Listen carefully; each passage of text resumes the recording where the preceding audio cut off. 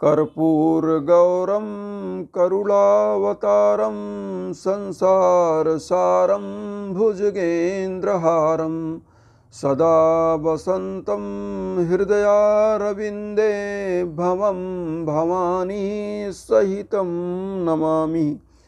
ओम नमः शिवाय। मित्रों, आज का ब्लॉग आप सभी लोगों के लिए विशेष लाभकारी और कल्याणकारी है। आज ब्लॉग में आगे बढ़ने से पहले हरितालिका तीज व्रत की आप सभी माताओं, बहनों को, भाइयों को हार्दिक शुभकामनाएं देते हैं। और आज का जो हरितालिका तीज का हमारा ब्लॉग है, ये एक विशेष उपाय के लिए हम लेकर के आए हैं। ये माताओं बहनों के लिए है।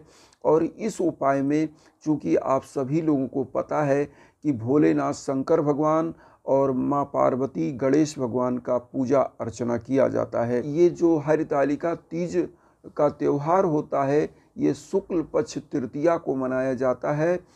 इस पूजा को जो है, आप जो इसका शुभ मुहूर्त होता है वो सुबह का समय माना जाता है। और सुबह के समय पूजा करने का जो विधान है वो बहुत ही अच्छा होता है, जो 6 बजे से और 8 साढ़े 8 बजे तक का होता है। वैसे ये पूजा स्त्रियां चाहें तो शाम को भी प्रदोष काल का जो समय होता है उसमें भी किया जाता है।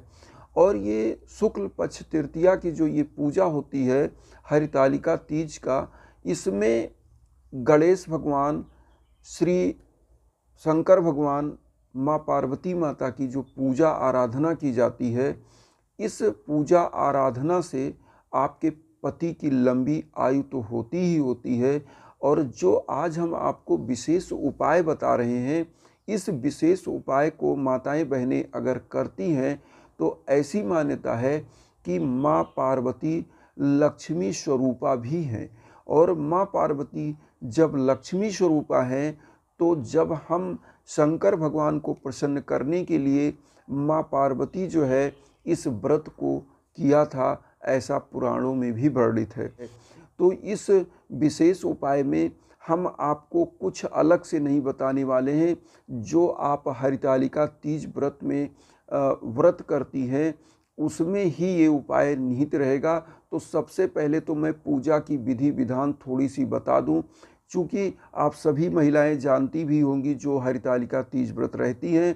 और ये जिनका पहला तीज व्रत है, पहला तीजा है, वो भी जान लें। और जो कुंवारी कन्याएं हैं, चूँकि पुराणों में ऐसा वर्णन है कि शंकर भगवान को प्राप्त करने के लिए माँ पार्वती जी इस हरितालिका तीज व्रत को रखती थी कि वो प्रसन्न हो जाएं और मुझे प्राप्त हो जाएं मेरे वर के रूप में।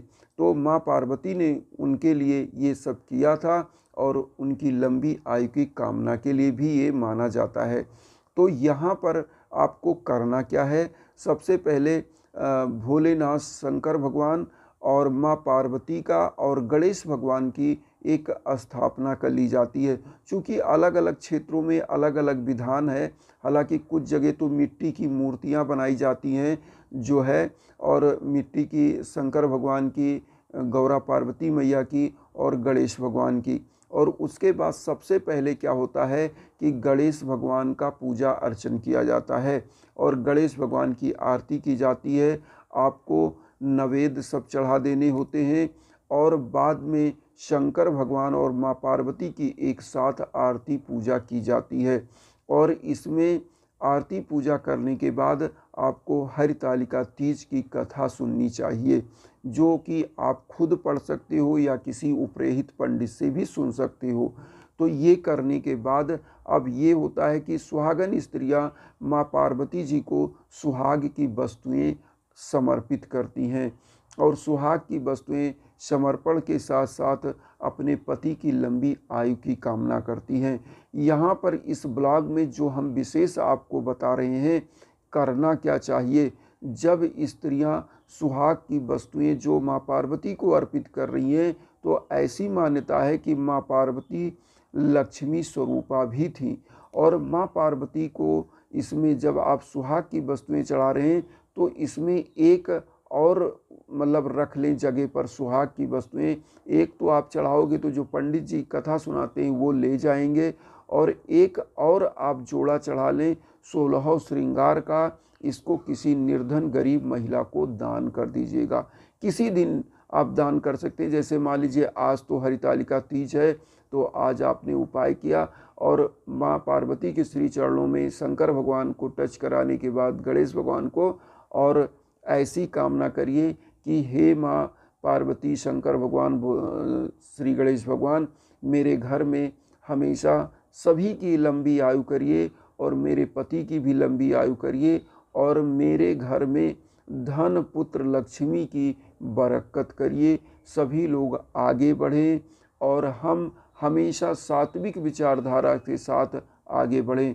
चूँकि इस चीज़ों को करने के बाद आप इस सुहाग की वस्तुओं को, जो 16 श्रृंगार की वस्तुएं हैं, इसको अलग रख लीजिए। अलग रखने के बाद आप क्या करिएगा, आप इस वस्तु को जो 16 श्रृंगार के किसी भी दिन, जिस दिन आपको टाइम मिले, आज के बाद या आज ही शाम को या कल या परसों इसको रखे रहिए, किसी गरीब महिला को दान कर दीजिएगा। और इसमें 16 श्रृंगार की वस्तुएं में वस्त्र से लेके सब कुछ श्रृंगार की वस्तुएं आती हैं, सब लोग आप लोग जानते होंगे। तो ये चीज़ आप दान करिएगा और देखिएगा, इसको करने मात्र से माँ पार्वती जब प्रसन्न हो जाती हैं, भोलेनाथ प्रसन्न हो जाते हैं, तो ऐसी मान्यता है कि ऐसे घरों में भोले शंकर से बढ़कर कोई दानी नहीं है। तो वो दान के लिए अपना पूरा हाथ फैलाए रहते हैं। और एक मैं आपको दृष्टांत बता दूं, जो कि पुराणों में भी एक कथा आती है कि एक बार एक बहेलिया एक चिड़िया को मारने के लिए एक बेल के पेड़ पर चढ़ गया। वो बेल के पेड़ से क्या करता था, चिड़ियों के इंतजार में एक एक पत्ता, वो व्यग्र था, चिड़िया आ नहीं रही थी, तो एक पत्ता तोड़ता था, शंकर भगवान के ऊपर फेंकता था, एक पत्ता तोड़ता था, शंकर भगवान के ऊपर फेंकता था। और शंकर भगवान के सर पे इतना बेलपत्र उसने डाल दिया कि शंकर भगवान प्रसन्न हो गए। उन्होंने सोचा कि कोई मेरा भक्त साधना कर रहा है, तो शंकर भगवान प्रकट हो गए वहाँ पर और उस बहेलिए का जीवन उन्होंने कृतार्थ कर दिया। तो हम लोग तो साक्षात भोलेनाथ माँ पार्वती की पूजा एक अनुष्ठान, एक विधि से कर रहे हैं, एक उद्देश्य के साथ कर रहे हैं, तो निश्चित भोलेनाथ हमारी मनोकामनाओं को पूरी करेंगे, आपके पति की लंबी आयु देंगे और धन पुत्र लक्ष्मी सदा बरकत आपके घर में रहेगी। तो इस उपाय को करने मात्र से, और ऐसा मान्यता है कि जिस परिवार में महिलाएं इस उपाय को करती है, वो घर परिवार हमेशा खुशियों से, धन धान्य से परिपूर्ण होता है।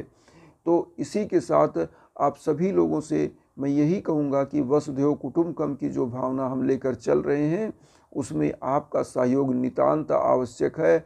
आप चैनल के रूप में, चैनल को सब्सक्राइब के रूप में अपना आशीर्वाद दीजिएगा और इस वीडियो को उन भक्तों तक जरूर शेयर करिए जो किन्हीं कारणों से कष्ट में हैं, दुख में। इसी के साथ ओम साई राम।